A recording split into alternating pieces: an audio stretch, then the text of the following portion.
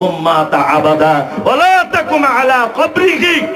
মুনাফিকদের ভিতরে কেউ মারা গেলে আপনি তার জানাজা পড়তে যাবেন না, তার নামাজ পড়বেন না।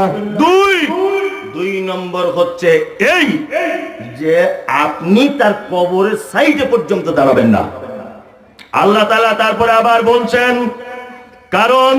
কারণ হলো এই, ইন্নাহুম কাফারু, নিশ্চয়ই তারা অস্বীকার করেছে, বিল্লাহি ওয়া রাসূলিহি, আল্লাহ এবং তার রাসূলের, ও মাতু, তারা মৃত্যুবরণ করেছে, অহুম ফাসিকুন, ফাসিক অবস্থাতে মৃত্যুবরণ করেছে।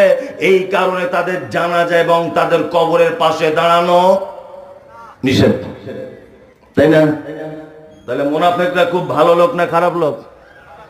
আমাদের ভিতরে এই চরিত্রের লোক আছে আছে না? এই দেখুন, এবার আর একটা কোরআনের আয়াত আপনাদেরকে বলি।